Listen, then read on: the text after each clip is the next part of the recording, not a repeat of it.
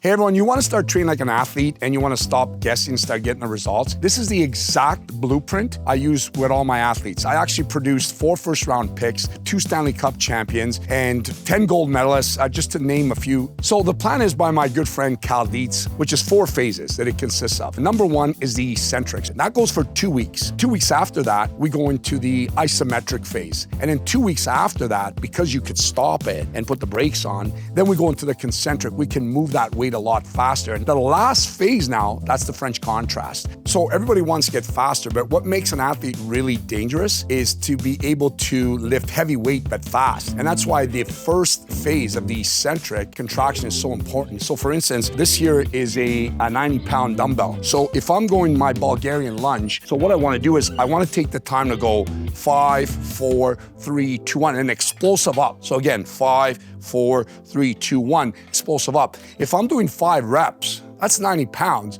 I mean, I could probably do a lot more, but you want to make sure that you're doing like 85 to 90% of your 1 rep max. And what I find is during this phase, most athletes are paying attention to the exercise because it's so heavy that it's stressing the heck out of them. But it's so important because in a game situation, you want to be able to deal with stress. But later on, when you go into the iso and then the concentric, this weight is going to feel so much faster because you've taken the time to really slow everything down. So that's why it's so important, that first phase. You learn how to do the technique properly, you stress everything up so the stress adaptation goes up. There's a hormonal change in your body as well. So you're producing more of that growth hormone because you're really pushing it a little bit more. So many benefits with that. And that's the first phase, is eccentric. So your lower body workouts would consist of these compound lifts. I like the safety split squat, and I want to put you in that position where you're actually, your biomechanics is more related to the sport. We use that runner's reflex. So you're holding the bar this way with the knee over toe, the heels off the ground, kind of like you're in transition. So the safety split squat, the Bulgarian lunge, really effective, and then the hex bar. I love the hex bar because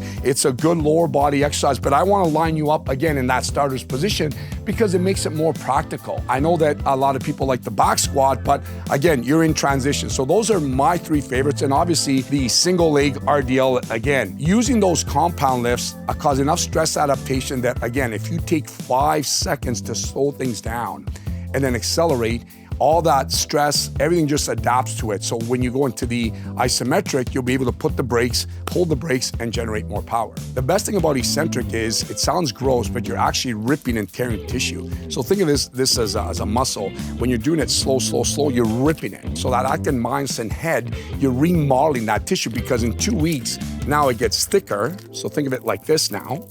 And that is going to take you into the isometric. So because it's thicker, you could resist more force when you're lowering that weight at that lowest position.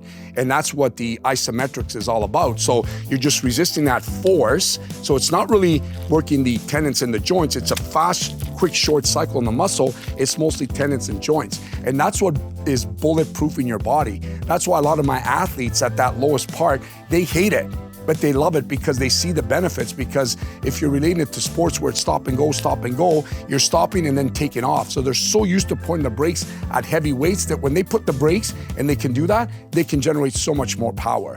And that's why I love the isometric phase, because it strictly does that. It really makes you strong at that lowest point. So this is the phase that everybody skips, but it makes the most difference. If you have 2 athletes and they're the same speed, the same power, the same strength, everything is exactly the same, and I'm the coach and I'm on the ice and I throw that puck in the corner, well, who do you expect to come back if I throw the puck in the corner? Is the guy that's able to stop at the end. Because remember, they have the same equal speed, so they're both going to take off the same, but the person that stops quicker over there is going to bring the puck back. So why this phase looks like this, you hold it at the lowest part, hold it, and then drive it. And again, I like to use the stance more practical to the game rather than bilateral. So from here, you're holding this position, that skating position, resisting as much force, and then boom, you take off fast. 5 repetitions, this is the phase that'll make the difference, and this is the phase that everybody skips. But this is the one that makes the difference stronger, faster, first. So the isometrics, again, the benefits are huge. I mean, when you're in that low position,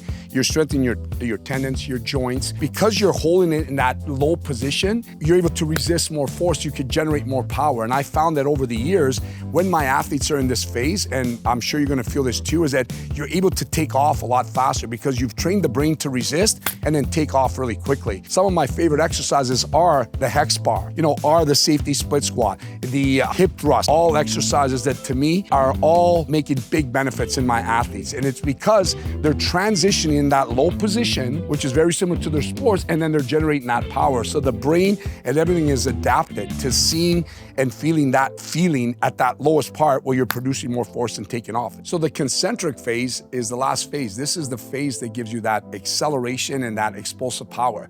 Think about this. For 2 weeks, you were resisting, and then pushing. 2 weeks after that, you were holding, and resisting more, and then pushing. So because you've trained pretty much the whole body onto resist force, now you can execute that movement a lot quicker, have a less chance of injuring yourself, accelerate a lot quicker, explore a lot faster. And this is why if you look at some of my athletes pushing that heavy weight, they're just pushing this thing so fast. And that's because every single molecule in your brain has adapted to, again, resisting that force so you could generate that power. So naturally, the body's gonna produce force a lot quicker because, again, it's not letting the muscle as fast, it's accelerating a lot more quicker. So everything is pretty much in overdrive by then. And that's why it's so important that you'll feel it and see the difference in that concentric phase. That's the addiction, that's the high of an athlete. So the concentric phase, again, I use a lot of the exercises like the safety split squat because you've been doing it all along, but that way you'll be able to see the velocity and measure it, how fast you're moving the bar right now. Also the Bulgarian lunge, the hex bar, the glute hip thrust. These are all amazing exercises, but one of the things I want to do, and you can see in the train, is I had a lot of linear movement patterns, like front lunges, side lunges, single leg RDLs to explosive power. I only do that because you've kind of bulletproofed the system, your body, right? You bulletproofed it, you have a less chance of injuring yourself because you've slowed things down for 2 weeks, then you've held things for about 2 weeks after that, now you're launching it. So again, the acceleration, the explosive power is kind of delivered in this phase. So now that'll put you about 6 weeks in. So you have 2 more weeks. This is where we start to peak. This is the French contrast, and that's the last phase. So now you're about 2 weeks before camp. So what you want to do is you want to keep everything short and fast and explosive, right? You don't want that volume to be really high. So that's why the French contrast works really good. It's 4 exercises. You have your first compound lift. Think of a hex bar where you're recruiting new motor units like a nerve and a muscle talking to each other.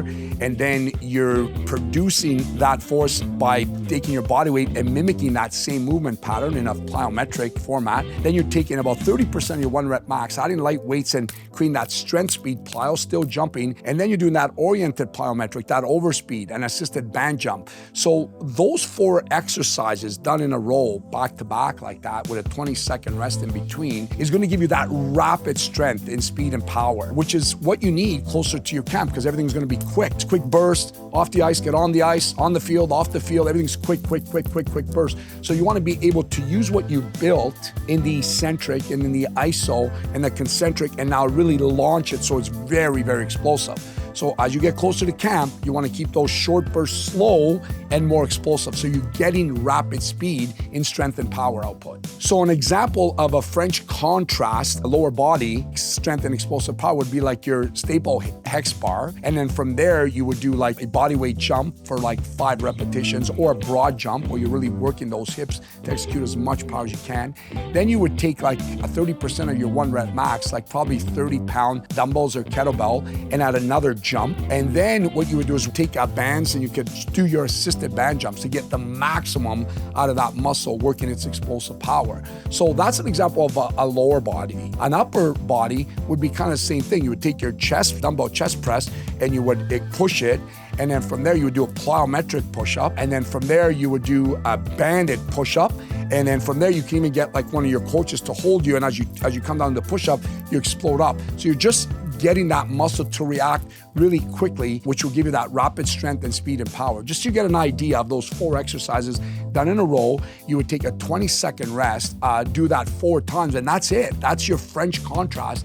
at rapid speed and strength and power. And you keep doing that closer and closer till you get to your camp. We usually do it about 2 weeks away before the athlete leaves the camp. That is the peaking method for us. So the French contrast, because we're starting with that heavy lift, that heavy compound, it's like the hex bar, your body is naturally able to produce more force. So then what happens is the next movement, which is a plyometric movement, you use that force. You're producing more like another jump, and then you add a little bit more weight and you jump again, and then you do an oriented plyometric, an assisted. So what it does is it has that whole neurological effect on the muscles because you're able to produce more force. That's how you get faster and rapid speed and strength and power. So if you want to become a better athlete, there it is. That's the 60-day blueprint. You could watch one of the videos. And also, if you want to start with the build and prep phase, you could just click the link down below and you could start with that. That's the phase that all my athletes start with.